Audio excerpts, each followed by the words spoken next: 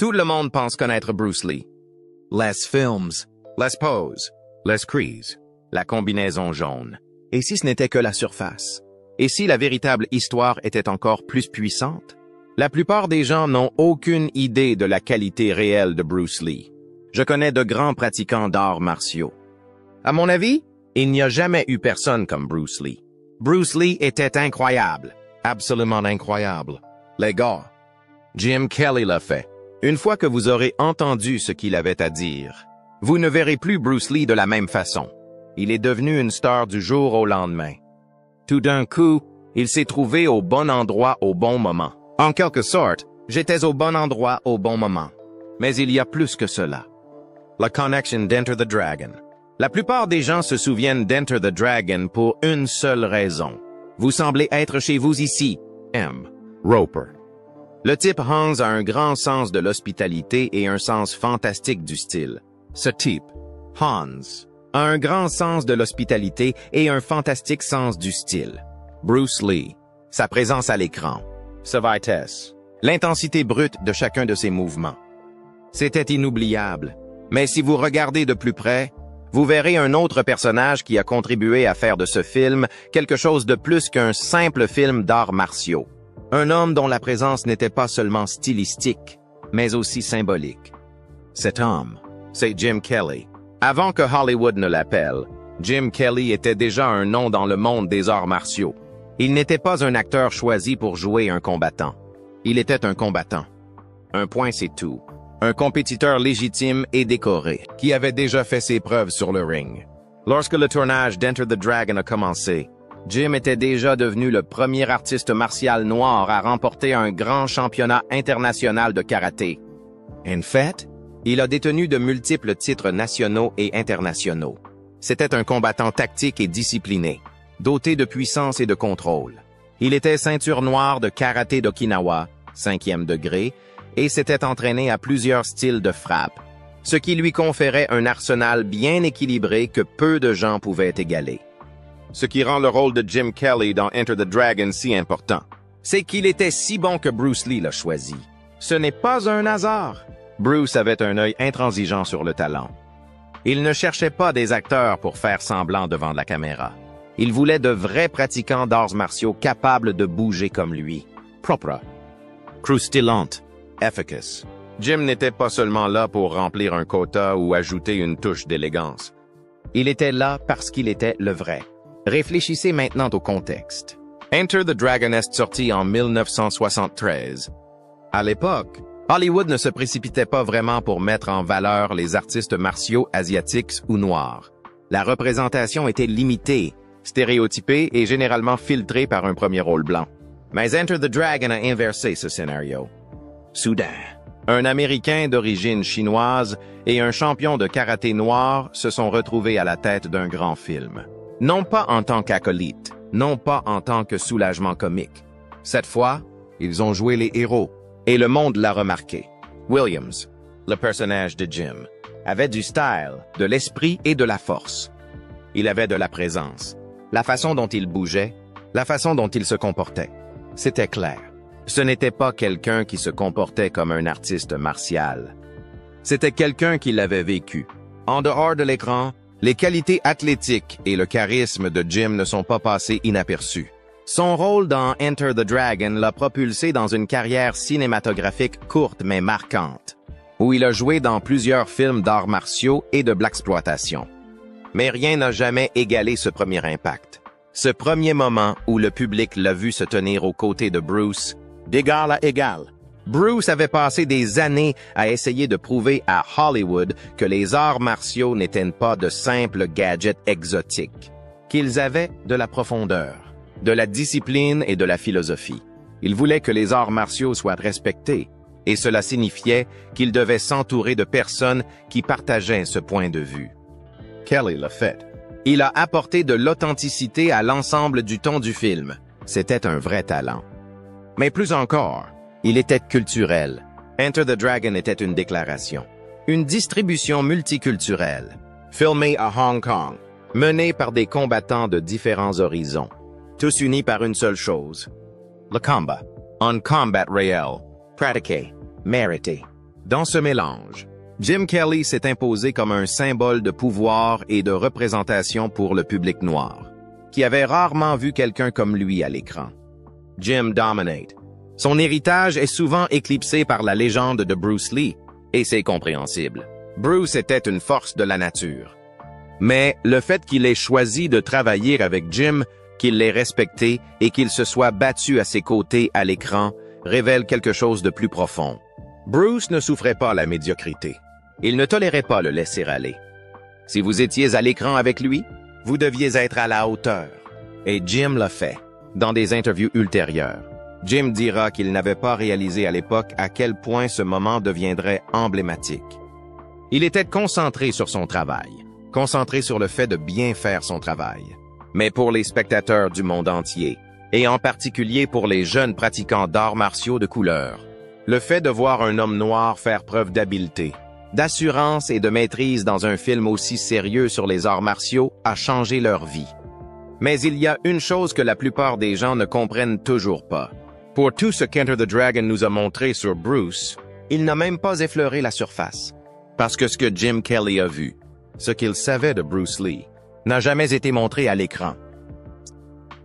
La philosophie des arts martiaux de Bruce Lee. Lorsque l'on pense à Bruce Lee, on imagine généralement le combattant, les coups de poing à grande vitesse, les coups de pied acrobatiques, le charisme brut. Mais Bruce pensait différemment. Derrière chaque coup, il y avait une philosophie. Derrière chaque mouvement se cachait un principe. Et le centre de ce système était le Jeet Kune Do. En cantonais, Jeet Kune Do. La voie du point d'interception. Jeet Kune Do se traduit par la voie du point d'interception. Mais ne vous laissez pas tromper par le nom. Il ne s'agissait pas d'un style de plus à placer aux côtés du karaté, du kung-fu ou du taekwondo. En fait, Bruce Lee a créé le Jeet Kune Do parce qu'il pensait que les arts martiaux traditionnels étaient devenus trop rigides, trop cérémoniels et trop obsédés par la forme au détriment de la fonction. Il ne cherchait pas à se mettre en valeur. Il s'intéressait à ce qui fonctionnait en combat réel. Il a dit un jour, « Absorbez ce qui est utile, rejetez ce qui ne l'est pas, ajoutez ce qui vous est propre. » C'est l'essence même du Jeet Kune Do. Il a été construit sur l'adaptabilité, un système flexible et évolutif qui donne la priorité à l'efficience et à l'efficacité. Il s'agit de réagir avec rapidité, puissance et précision, quelle que soit la situation. Les écoles d'arts martiaux traditionnelles se concentrent souvent sur des séquences structurées, des formes anciennes et des techniques théoriques transmises de génération en génération. Pour Bruce Lee, cette approche était dépassée et dangereuse. Il pensait que dans un vrai combat, les formes ne vous sauvaient pas. Penser trop fort ne vous sauve pas non plus. Ce qui vous a sauvé, c'est la rapidité, la franchise et la simplicité, le chemin le plus court entre deux points. C'est pourquoi l'interception est devenue un concept central du Jeet Kune Do. N'attendez pas votre adversaire. Interrompez-le. Interrompez son attaque avant même qu'elle ne commence. Coupez le mouvement et mettez fin au combat rapidement. Bruce a étudié la biomécanique, la psychologie, la boxe, l'escrime, tout ce qui pouvait lui permettre de mieux comprendre comment les êtres humains se déplaçaient et réagissaient sous la pression. Il a emprunté les principes du jeu de jambes à la boxe occidentale et à l'escrime parce qu'ils offraient fluidité et réactivité. Il a incorporé les coups de pied bas du Muay Thai et de la savate parce qu'ils étaient rapides et difficiles à contrer.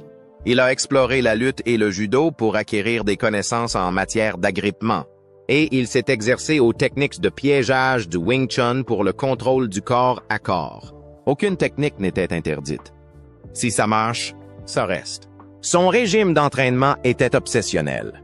Il s'entraînait des heures par jour et dans un but précis. Chaque session a été mesurée, suivie et affinée. Ce qui l'intéressait, ce n'était pas d'être beau. Il voulait devenir une arme humaine.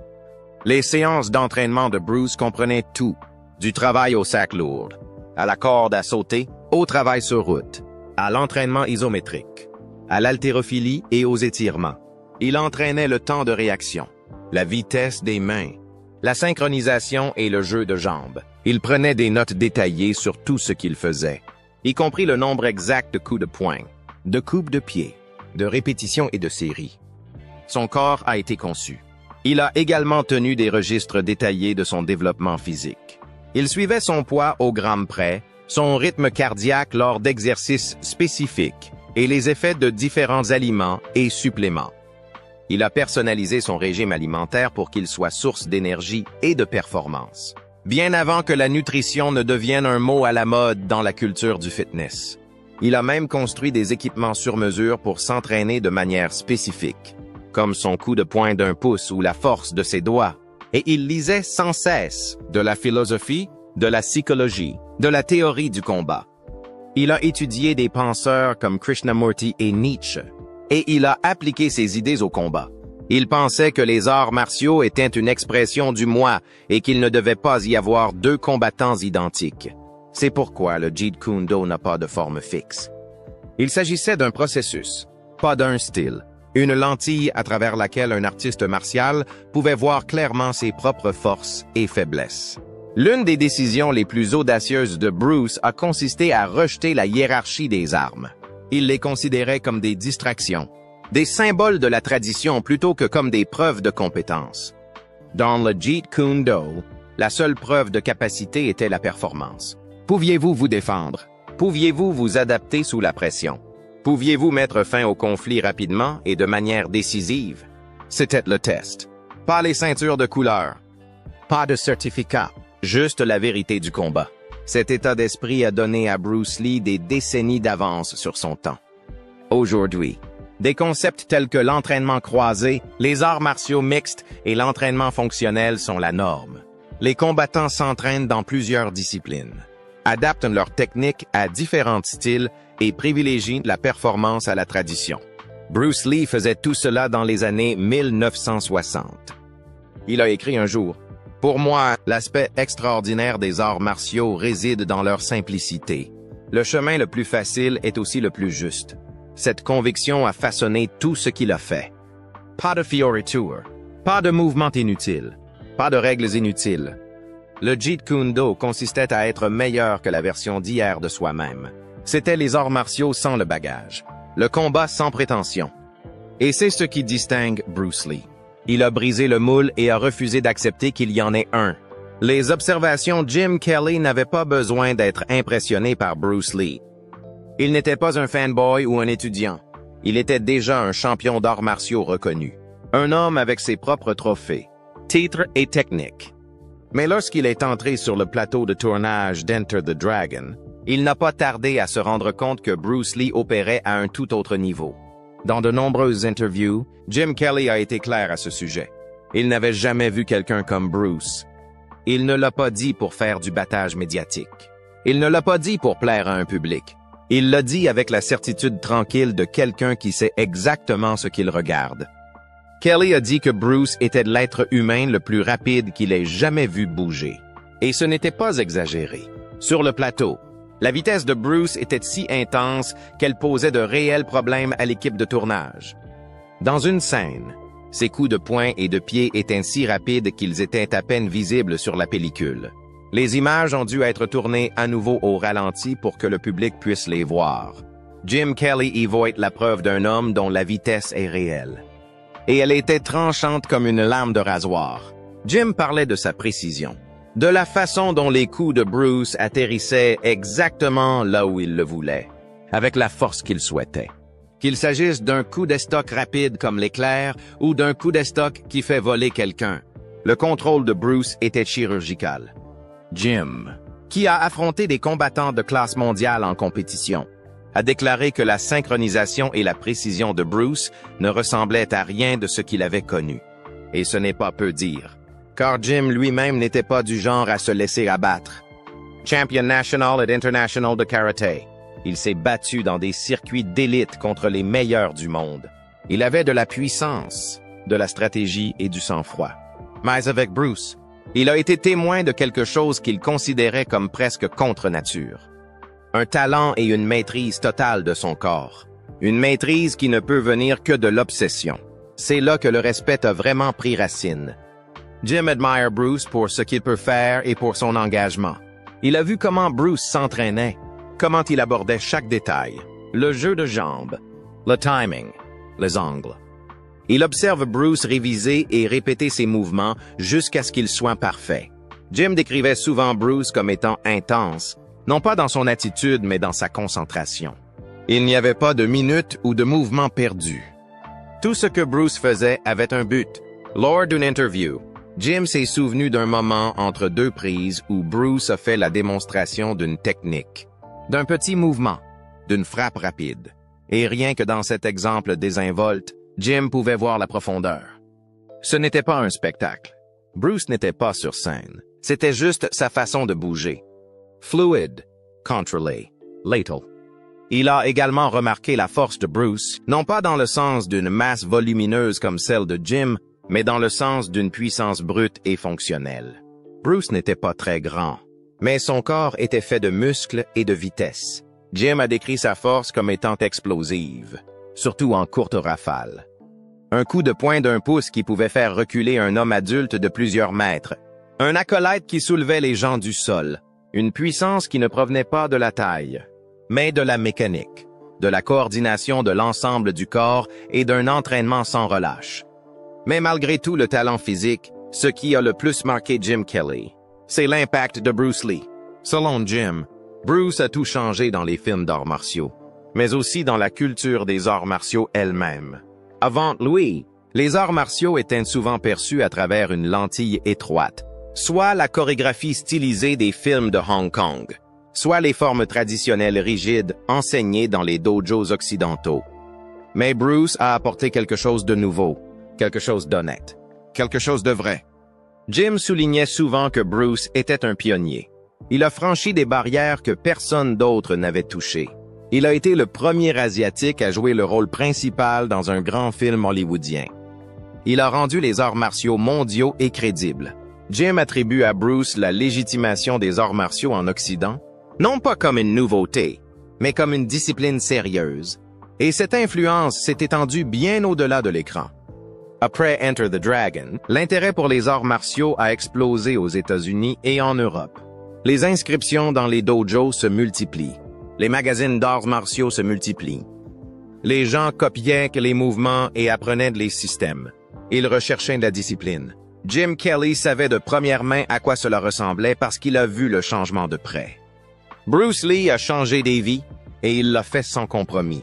Jim admire la façon dont Bruce a refusé de se conformer aux attentes d'Hollywood. Il ne jouait pas les acolytes.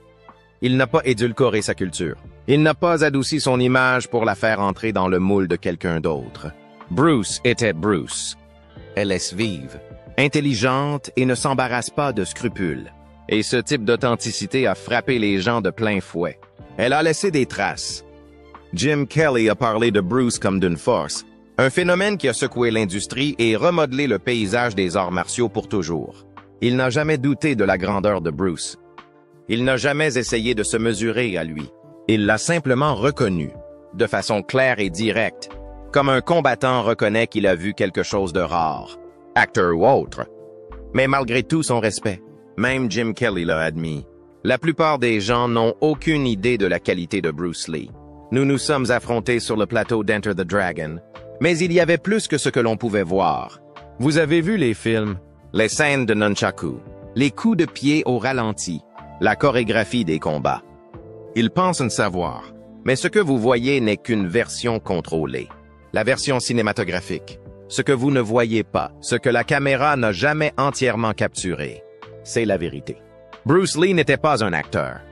C'était un véritable artiste martial, un combattant, un homme qui s'entraînait au combat et qui l'a prouvé en dehors de l'écran, à maintes reprises. Avant la célébrité, avant Enter the Dragon, Bruce Lee a grandi à Hong Kong 8, dès l'adolescence.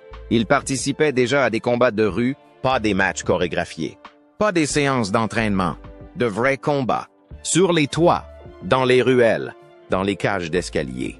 Il participait si souvent à des bagarres que ses parents craignaient pour sa sécurité et son avenir. C'est ce qui les a amenés à l'inscrire à des cours de Wing Chun sous la direction du légendaire Man était un maître réputé pour ses combats précis et rapprochés. Bruce n'était pas son seul élève, mais il se distinguait pour son obsession, plutôt que pour ses compétences. Il s'entraînait constamment. Quand les autres élèves pratiquaient des techniques, Bruce les décomposait, cherchait les points faibles, les reconstruisait. Finalement, Bruce a quitté Hong Kong pour les États-Unis, mais il n'a pas abandonné le combat. Il l'a apporté avec lui, à Seattle, à Oakland, à Los Angeles. Bruce a ouvert des écoles d'arts martiaux et a commencé à enseigner ce qu'il savait. Mais il n'a pas fait qu'enseigner. Il s'est entraîné. Il a testé. Il a défié. Et il a été défié. L'un des exemples les plus célèbres est son combat contre Wong Jackman, un pratiquant de kung-fu traditionnel qui désapprouvait les méthodes de Bruce et le fait qu'il enseignait à des élèves non chinois. Les deux hommes se sont battus en privé, à huis clos, en présence d'une poignée de témoins. Pas de caméras, pas d'image. Juste un combat d'adresse contre un combat d'adresse. Les comptes rendus de ce combat diffèrent. Certains disent que Bruce a gagné facilement. D'autres disent qu'elle a duré plus longtemps que prévu. Mais voici ce sur quoi tout le monde s'accorde. Bruce a gagné. Il bat en retraite Wong Jackman, ce qui marque un tournant. Bruce se rend compte que les techniques traditionnelles ne suffisent pas. Ce combat l'a poussé à affiner son système, à le rendre plus rapide, plus direct, plus brutal. C'est à ce moment-là que Bruce a commencé à développer activement sa propre approche du combat, sans se baser sur les formes, sans se baser sur la tradition, mais en se basant sur les résultats. Mais comme l'a dit Jim, il ne faut pas se contenter d'un seul combat comme preuve. Bruce s'entraînait constamment avec des artistes martiaux d'élite, des boxeurs, des lutteurs, des karatékas. Des gens comme Jun Rhee, Joe Louis et Chuck Norris se sont tous entraînés ou ont échangé des connaissances avec lui. Et ce qu'ils ont dit était cohérent. Bruce Lee n'était pas quelqu'un à sous-estimer. Joe Louis, considéré comme le plus grand combattant américain de karaté de son époque, a dit de Bruce qu'il était le meilleur artiste martial qu'il ait jamais rencontré. Chuck Norris a admis que la vitesse et le timing de Bruce étaient exceptionnels. Même Gene LeBell, champion de judo et cascadeur qui pesait plus de 5 livres de plus que Bruce, a déclaré que la vitesse de frappe de Bruce était quelque chose qu'il ne pouvait pas égaler. Bruce Lee surpassait tous ceux qu'il rencontrait.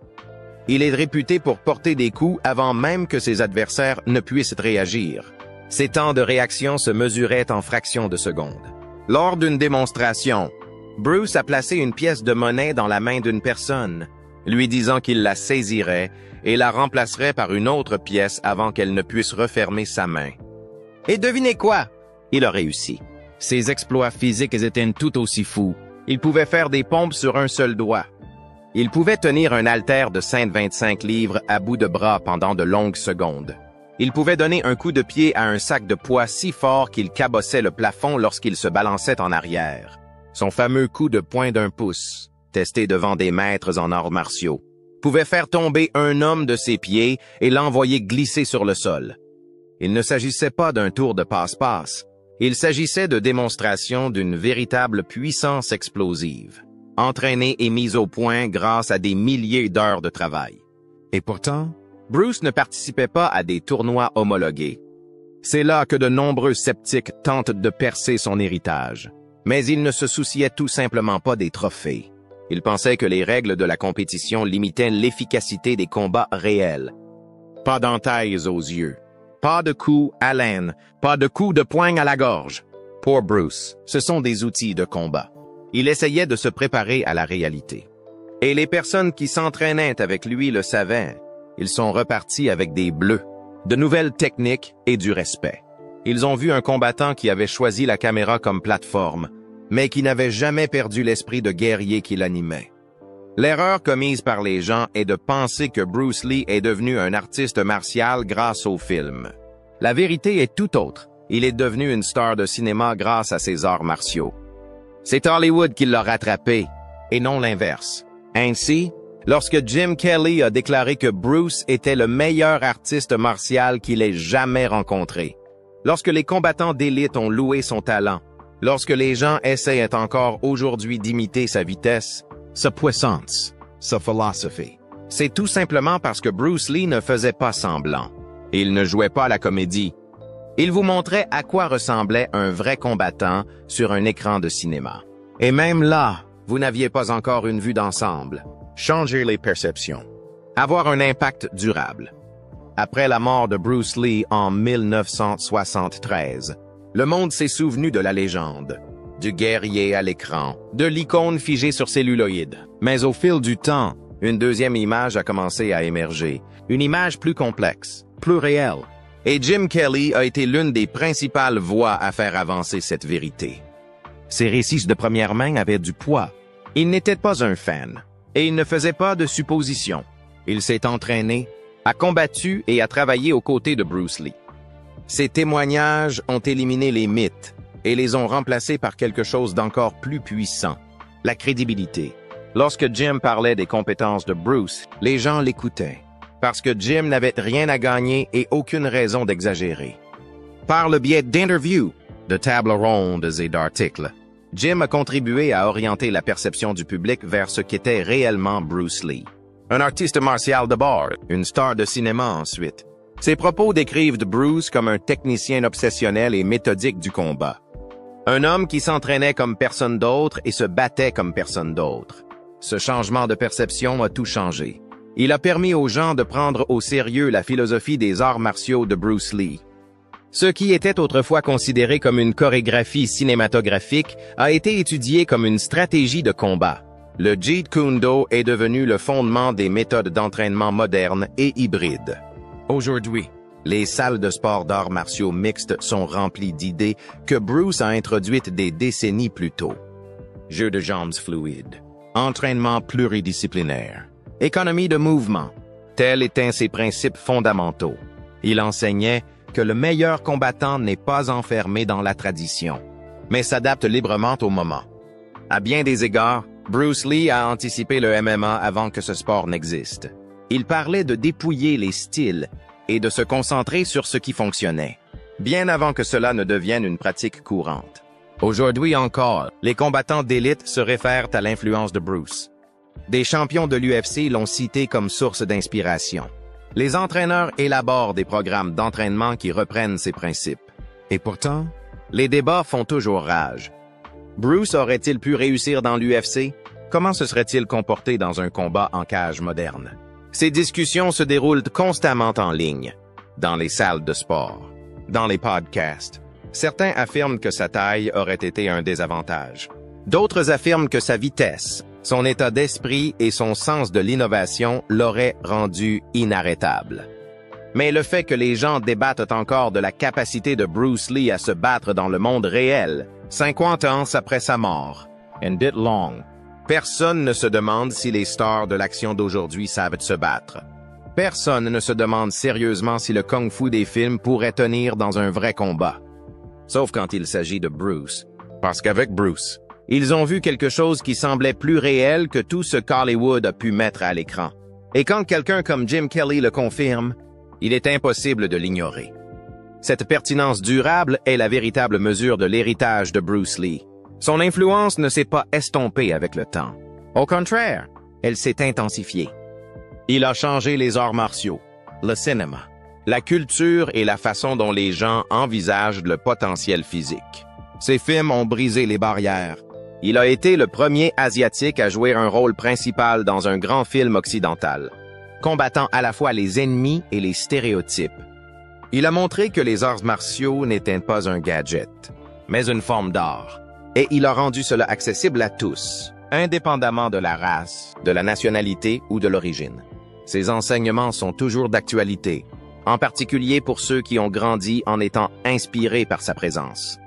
D'innombrables artistes d'arts martiaux, acteurs, athlètes et personnes ordinaires ont cité Bruce Lee comme une influence déterminante dans leur vie, parce qu'il leur a appris à penser.